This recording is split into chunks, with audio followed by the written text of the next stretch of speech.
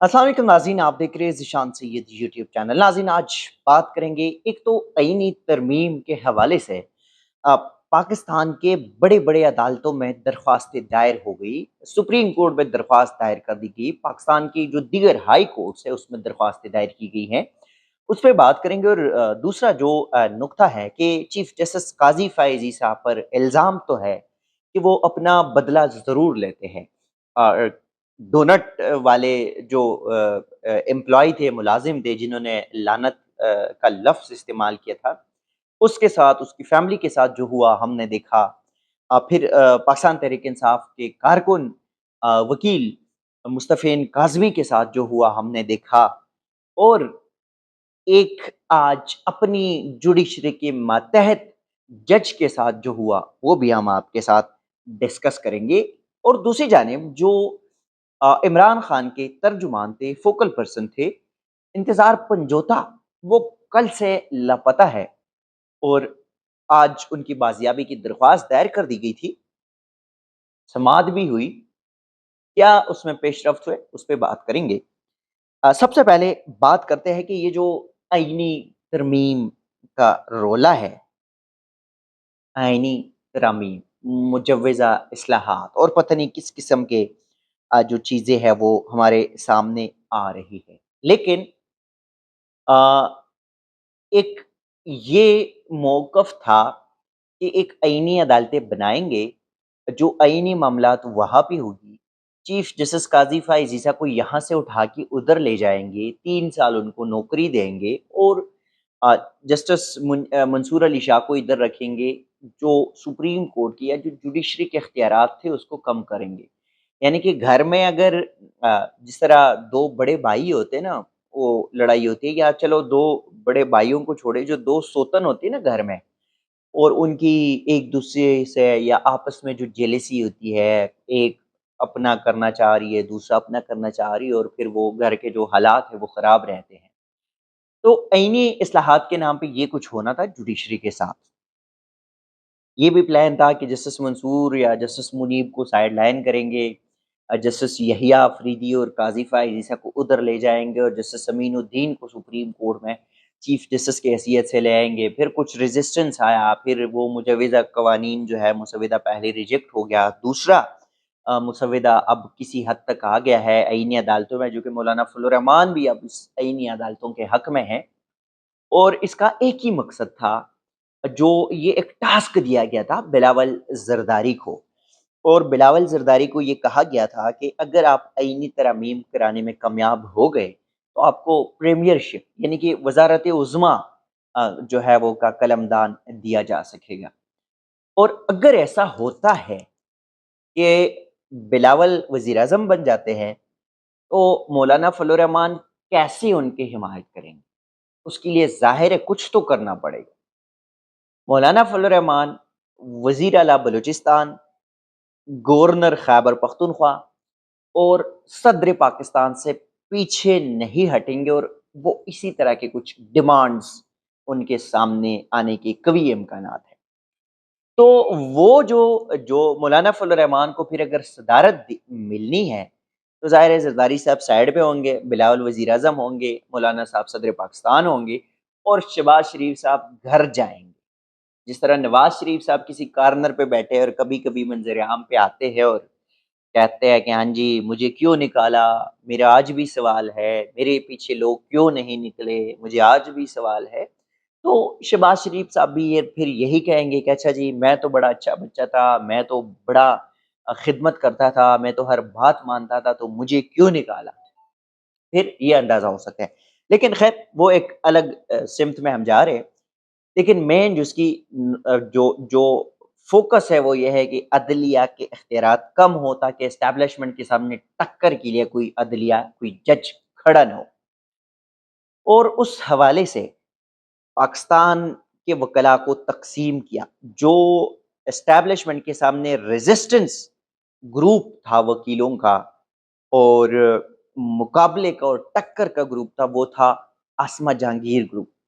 अल्लाह मग़फ़िरत करे, उस बहादुर ख़ातून के जाने के बाद उस ग्रुप पे कब्ज़ा कर लिया वज़ीर कानून मुस्लिम लीग नून से जिनका ताल्लुक है, एस्टेब्लिशमेंट के बड़े करीबी है, लेकिन जमात के अंदर फैसल वाडा या मोहसिन नकवी की तरह नहीं, और उस बंदे ने असमा जहांगीर ग्रुप पे कब्जा कर लिया, और ये पूरा ग्रुप जो उनके मुखालिफ था, ये पूरा ग्रुप उठा के एस्टेब्लिशमेंट की झोली में डाल दिया। अब आईनी तरामीम हो, आईनी अदालतें हो, जजेस के रोटेशन हो, उम्र बढ़ाना हो, जो भी हो, जस्टिस मंसूर को बाईपास करना हो, जस्टिस काजी को और 3 साल नौकरी पे लगवाना हो, ये तमाम चीज़ें जो आसमा जहांगीर ग्रुप के ऊपर कब्जा किया और उसको एस्टेब्लिशमेंट की गोदी में डाल दिया, ये डिवाइड कर दिया वकला को। लेकिन उसके बावजूद भी वकला तकसीम है। पाकिस्तान बार के कुछ वकला भी इस आईनी तरामीम, आईनी अदालतों के हक में नहीं है। सुप्रीम कोर्ट बार का भी यही हाल है। अब बलूचिस्तान, इस्लामाबाद, सिंध, लाहौर के जो हाई कोर्ट से या दीगर जो वकला बार से, वहाँ पे भी अक्सरियत इसके हक में नहीं है। जो मुस्लिम लीग नून के कुछ हिमायती है वकला है, आज़म नज़ीर तारड़ ग्रुप के, वो ज़रूर हिमायत में हैं। जिस तरह गुज़श्ता रात को पाकिस्तान बार कौंसिल ने अपनी तजावीज़ भेजी थी कि ये करना चाहिए, वो करना चाहिए, ऐसे करना चाहिए, ऐसे करना चाहिए। तो आज जो बलूचिस्तान बार कौंसिल है, इन्होंने सुप्रीम कोर्ट में एक दरख्वास्त दायर कर दी और उसपे कहा गया है कि मुजव्वज़ा आईनी तरामीम जो है वो अदलिया की आज़ादी के खिलाफ है। मुजव्वज़ा आईनी तरामीम को गैर आईनी करार दिया जाए, और आईनी तरमीम इस वक्त हो सकती है जब पार्लियामेंट मुकम्मल हो, और चूँकि मुकम्मल इंसाफ करते हुए सुप्रीम कोर्ट जैसे ही बिल पार्लियामेंट में आए उसे मुअत्तल कर दे। दरख्वास्त में चारों सूबों, वफाकी हुकूमत, सूबाई हुकूमत, वज़ीर-ए-आज़म और दीगर को जो है वो फ़रीक बनाया गया है। इसी के साथ इस्लामाबाद हाई कोर्ट में जो पाकिस्तान पीपल्स पार्टी के बिलावल ज़रदारी और आसिफ ज़रदारी के साबिक़ तर्जुमान रहे हैं, सीनेटर भी रहे हैं, अ, इंसानी हकूक़ के हवाले से उनका बड़ा तवाना आवाज़ भी हम कह सकते हैं, आज़ाद हैसियत से पॉलिटिक्स करते हैं, वकील भी है, हाई कोर्ट बार का मेंबर भी है इस्लामाबाद हाई कोर्ट का। मुस्तफ़ा नवाज़ खोखर ने इस्लामाबाद हाई कोर्ट में दरख्वास्त दायर कर दी और उसमें भी यही सेम प्ली है कि आईनी तरमीम के ड्राफ्ट को मंजर-ए-आम पर ले आने की इस्तदा की गई है। ये कहा गया है कि 18वें आईनी तरमीम में भी अवामी राय ली गई है, और इस तरह आईनी तरमीम में भी पब्लिक एट लार्ज को राय देने का हक मिलना चाहिए। एक दिन में आईनी तरमीमी बिल पास करना जमहूरी और पार्लिमानी असूलों के खिलाफ वर्जी है या नफ़ी है। अब ये जो दरख्वास्त है, लाइक इस पे सिर्फ़ और सिर्फ़ मुस्तफ़ा नवाज़ खोखर या सुप्रीम कोर्ट या इस्लामाबाद हाई कोर्ट में नहीं है। बलूचिस्तान हाई कोर्ट में दरख्वास्त दायर है, सिंध हाई कोर्ट में है, पेशावर हाई कोर्ट में है, लाहौर हाई कोर्ट में, यानी कि पाँचों जो हाई कोर्ट्स है वहाँ पे इस किस्म की दरख्वास्तें जो है वो दायर की गई है। सुप्रीम कोर्ट में भी दरख्वास्त दायर हो गई और बलूचिस्तान बार ने दायर कर दी। मतलब एक बहुत बड़ा बार है जिसका ताल्लुक मौजूदा चीफ जस्टिस काज़ी फ़ाइज़ ईसा से है, जो चीफ जस्टिस काज़ी फ़ाइज़ ईसा जिस कुर्सी पे आज बैठे हैं, उनका इनडायरेक्टली या माज़ी में उस बार के साथ ताल्लुक रहा है। तो ये मुजव्वज़ा जो आईनी तरमीमी इस्लाहात है, उस पे वकला कन्वेंशन भी कुछ दिन पहले और बड़ा स्ट्रिक्टली वार्न किया कि हम सड़कों पे निकलेंगे, हम ना आईनी अदालतें मानते हैं, ना होने देंगे, ना हिमायत करेंगे, और ना ही हम ये तरमीमी इस्लाहात जो है ये इसकी हिमायत में हैं। दूसरी जानिब आप लोगों को याद होगा कुछ दिन पहले, यानी कि चीफ जस्टिस काज़ी फ़ाइज़ ईसा के हवाले से जो मशहूर है कि वो किसी को छोड़ते नहीं हैं जब इनके सामने आ जाए। इमरान खान हो, फैज़ हमीद हो या कोई और हो। इमरान खान ने रेफ़रेंस दायर करवाया था उसकी हुकूमत में, तो वो बल्ले का निशान लेके या उसके केसेस को फिक्सेशन नहीं है और उसको कोई रिलीफ़ नहीं मिल रहा।